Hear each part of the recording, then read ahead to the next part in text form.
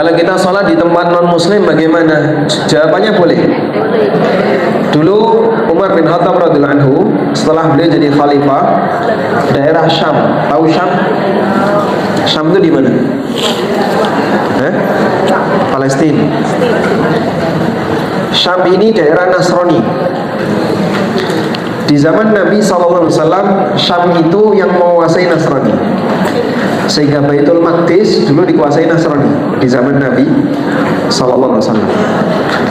Lalu di masa Umar berhasil ditaklukkan, tapi masih banyak di antara mereka yang tidak masuk Islam, jadi bertahan sebagai ahli kitab. Nah, kemudian ada yang disebut dengan syurut Umar.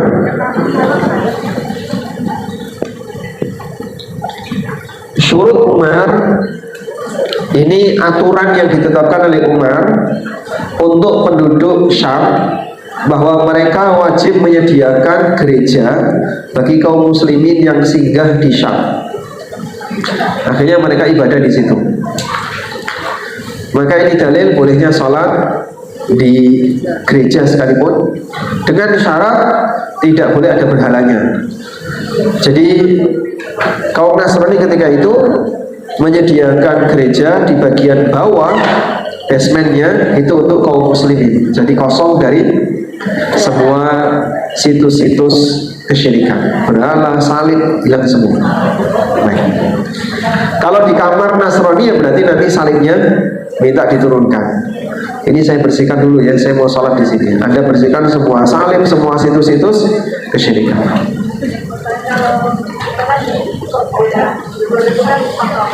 Ya.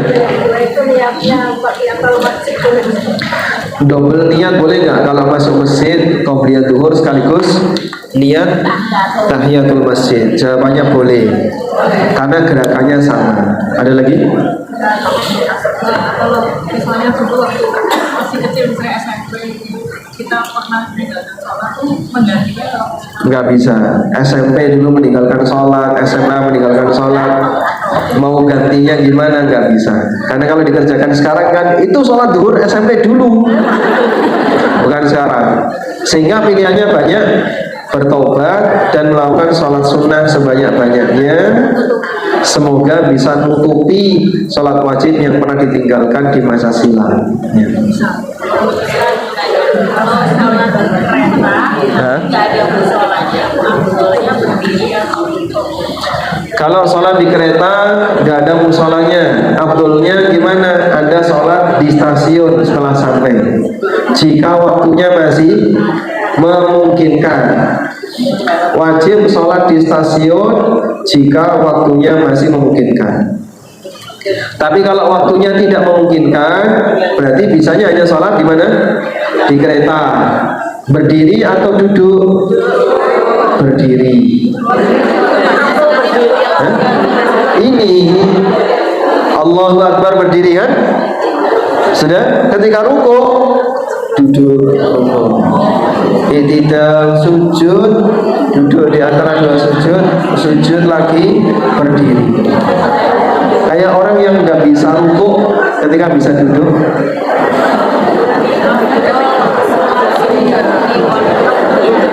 Di waktu dini hari. Oh, ini ada pertanyaan ya. Waktu ikhtiari dan doruri masih hafal? Masih. Lebih afdal mana, sholat di waktu ikhtiari sendirian atau sholat di waktu doruri tapi bisa jamaah? Doruri jamaah, sehingga ada tunda sampai masuk akhir waktu tapi masih boleh, terus bisa berjamaah. Baik, lagi?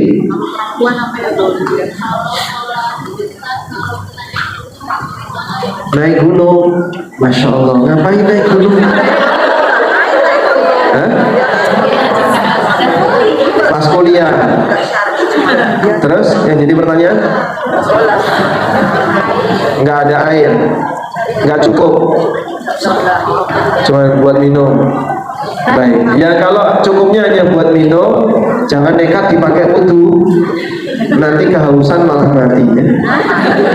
Sehingga boleh tidak wudu, namun tayamum. Baik, silakan. Iya, yang mana? Silakan. Jika terbiasa menjaga wudhu di tengah-tengah sholat, kita kentut atau Ragu kan? Ya, kalau ragu nggak usah digubris. Kalau ragu nggak usah digubris, apalagi sering. Gimana? Waalaikumsalam. Di dalam bis? Ya ALS ya.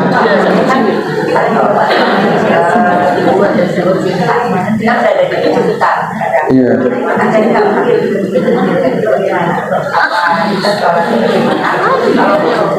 Keluar nanti sampai di pemberhentian jam berapa? Sampai di pemberhentian istirahat sore. Baik.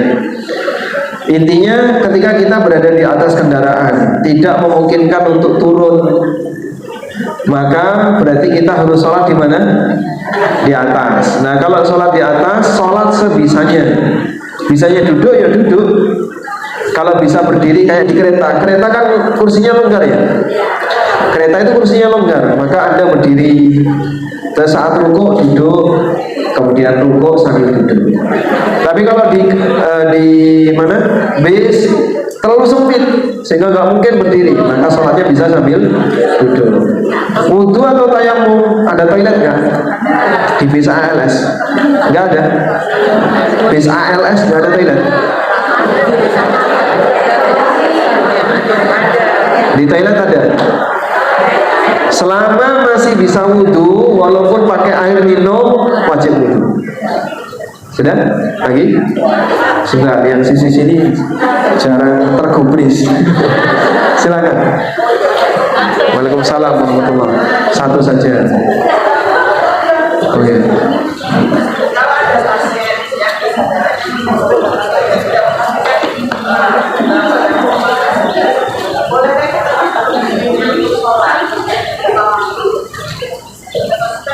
Baik, pasien yang kesadarannya menurun, nampaknya hampir semua orang sakit rata-rata kayak gitu ya. Apalagi kalau sudah urusan pusing apa itu, kesadarannya menurun. Apakah kita masih harus ngasih bimbingan sholat? Jawabannya harus. Jadi tanggung jawab bagi keluarganya, kalau ada keluarganya, kalau nggak ada ya biasanya ditungguin satu perawat ya. Perawat yang bertanggung jawab nanti ngasih tahu. Nah, gunakan metode jamak tadi. Jamak apa tadi? Suri. Diakhirkan, Pak, ini waktu maghrib tinggal 15 menit, waktu duhur tinggal 15 menit, ayo sholat. Tidak sadar.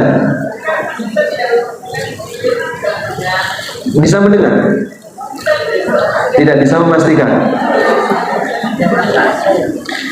Ya kalau tidak bisa diajak komunikasi apapun mungkin akan percuma. Tapi kalau dibangunkan nggak bisa. Di BCI diadani, di BCI sholat. Lah dia nggak sadar. Oh gitu, mungkin saja bisa mendengar. Nah itu responnya kita juga nggak tahu ya.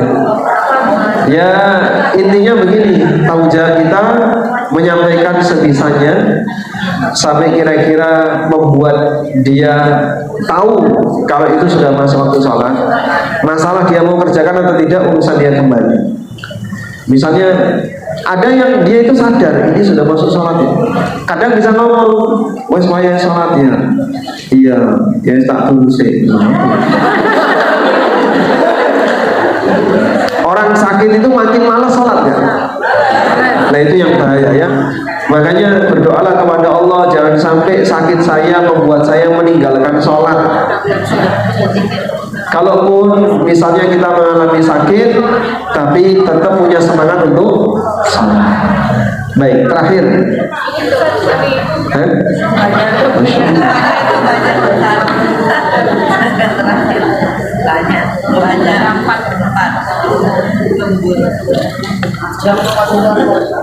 Ya. Wanita yang sholatnya di rumah untuk sholat qobliyah subuh, apakah harus di waktu antara adzan dan iqamah masjid?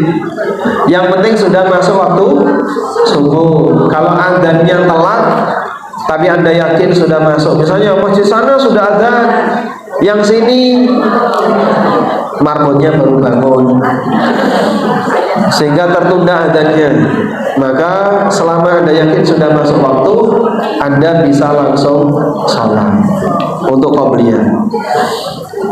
Pada saat zikir ba'da sholat fardu dan lanjut zikir pagi petang, kita batal, apakah harus wudhu lagi? Jawabannya tidak harus, karena zikir boleh tidak wudhu.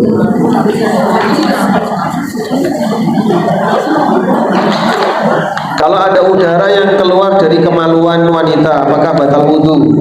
Jawabannya batal, sama seperti kentut. Assalamualaikum. Waalaikumsalam. Doa setelah sholat tahajud, bisa doa bebas, doa apapun boleh setelah sholat tahajud.